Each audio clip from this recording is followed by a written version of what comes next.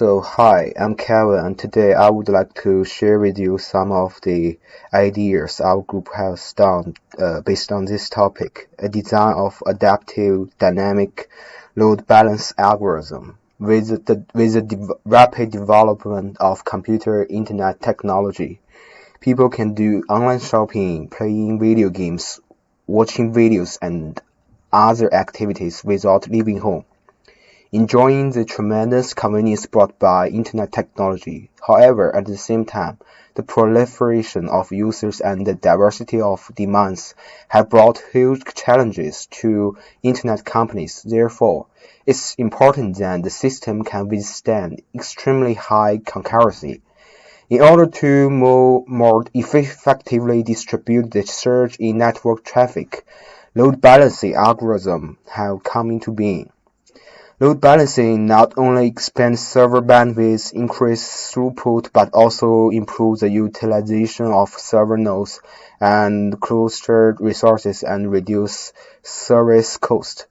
When it comes to the load balancing, people naturally discuss load balancing algorithms. Fundamentally, it can be divided into static load balancing and dynamic load balancing. For example, the round-robin, destination hash, constant hash, weighted list connection, and list connection algorithms.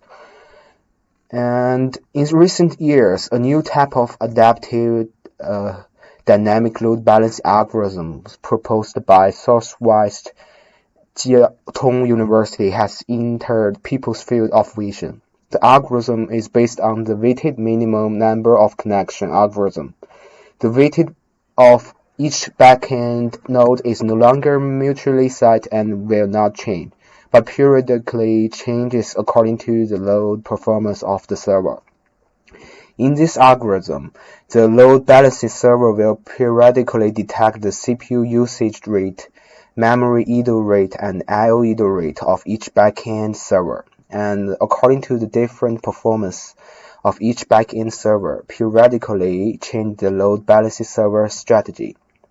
The algorithm prompts that the weight is equals to P and multiply this formula, and this key CPU, key memory, and key I/O actually has been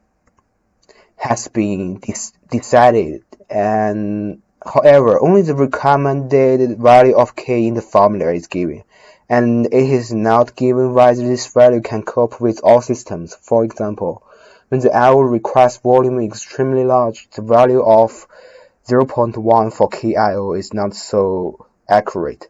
In addition, some periods when the request is relatively stable, the fluctuation of the performance parameters of each server does not lead to the change of the fs value. At this time, you can set a critical value to control whether to update the weight, and update the weight when the fluctuation rate exceeds the critical value.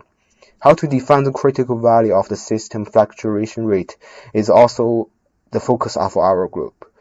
So to this end, we're prepared to collect the average status of each server performance parameter in the period T, calculating the weight ratio of each server, change the KV value of each backend server registered on console, and use Gmeter to simulate special CPU utilization, I/O rate, and possible memory use. Give the critical value of server performance parameter fluctuation as much as possible, and the more reliable key value method in the design. So in order to prove the key value of the backend server in real time, we basically have several approaches. One is using HTTP request. Through POST requests, we can send request load information to the server in real time. Then through the HTTP reply message, we can write the current load information into the message. However, this kind of request is likely to cause a large degree of system service performance degradation. HTTP is based on TCP, so whenever we send a large number of request messages, the number of backend services will increase significantly. And another